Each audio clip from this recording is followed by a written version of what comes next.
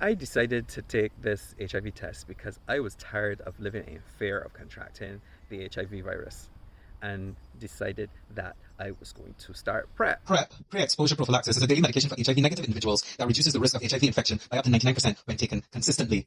So you need a negative diagnosis in order to start the medication, which dramatically reduces your chances of contracting HIV. I hadn't been tested in about 2 years since I was in Panama in 2017. But I hadn't been tested because I wasn't having sex. I was in the desert as an employee of a charity that provided free HIV testing for minorities in Barbados. I decided that I was going to get this HIV test so that I could then go to Equals and get PrEP. So I'm downstairs in a bar. Upstairs was where the nurse did the testing.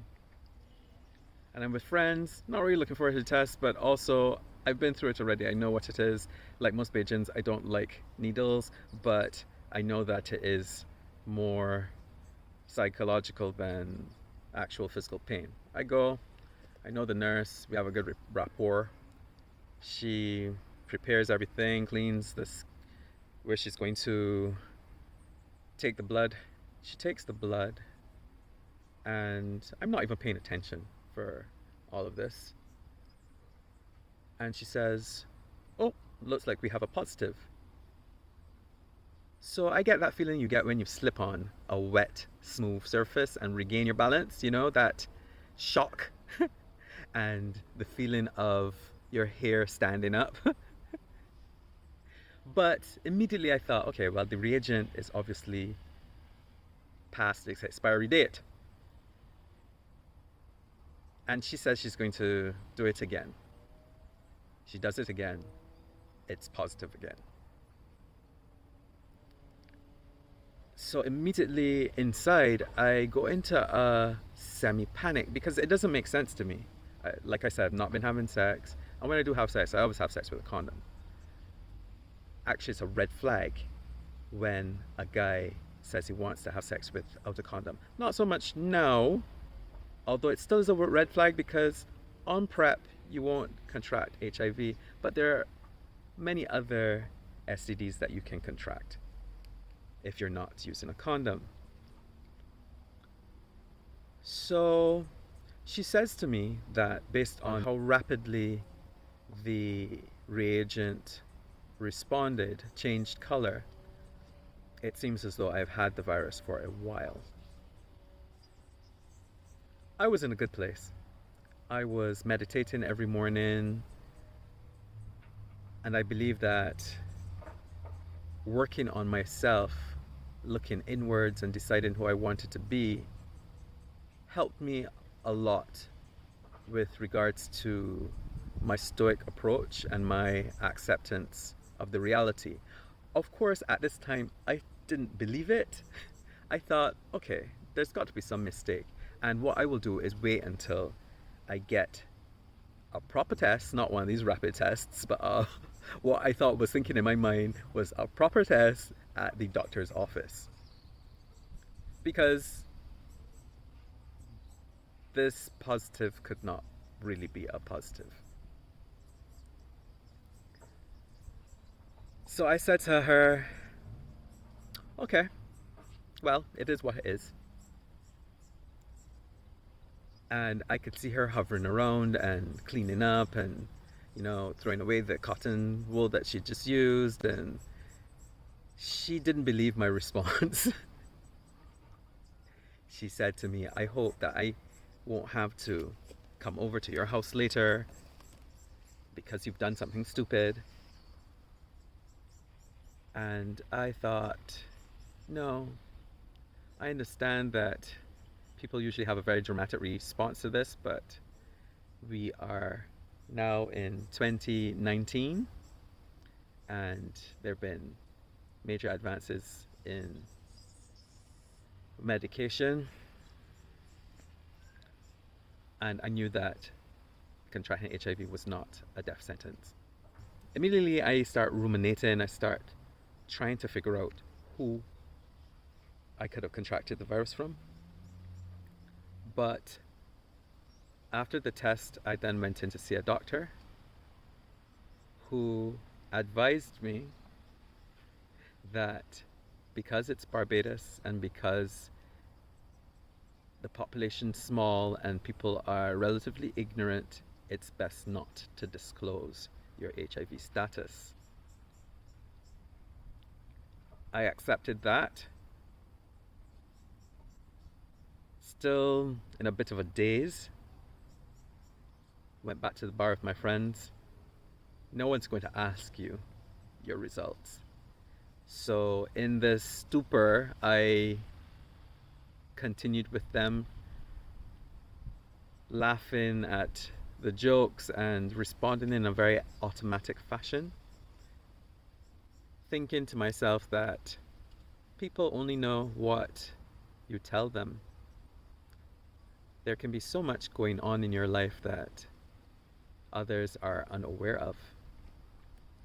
Soon after, on another day, I went to see the same nurse and she interviewed me. When I told her that I always use condoms, she said she'd pass on the information to the doctor, but the doctor was going to laugh because there must have been a point when you did not use a condom, which led to your diagnosis. That was hurtful. But I don't think it was intended to be. I think that people who work with people who are tested for HIV sometimes have been doing it for such a long time that they may be a little inconsiderate. Even in terms of the dissemination of information, I felt that initially I wasn't sure about many things, and then I ended up checking online, which is a disaster because a lot of the information is from a time when HIV was killing people. Anyway, I was asked if I wanted to start medication immediately, to which my response was, yes, of course. Why wouldn't you want to start immediately? And she explained to me that some people are afraid to start because it makes it real for them, the diagnosis. And then once you've started, you can't stop because the virus will then become resistant to whatever medication you were on, and it makes it more difficult to treat it. Because as it becomes more resistant, then you've got to find a new medication, and you could run out of medications possibly. So I then saw the doctor the following week, which was a few days after. I was either tested on a Thursday or Friday, and I saw the doctor on Tuesday and got a prescription for my medication. The test was again positive, and I remember when the doctor left the office, I pulled the screen around so that I could take a look, and I still had my doubts because my white blood cells were within range, and there were a few other things that were within range just with this positive HIV result, which is a strange thing when you feel no symptoms, you're perfectly healthy, but then you have someone telling you that you've got this invisible thing living inside you, which is compromising your immune system, or potentially will compromise your immune system. Ever since being on medication, so since August 17th, Well, a few days later, that's when I was diagnosed. 2019, I have been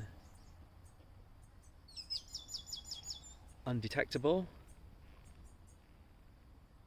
which means that the viral load or the amount of virus in my blood is so low that it cannot be transmitted.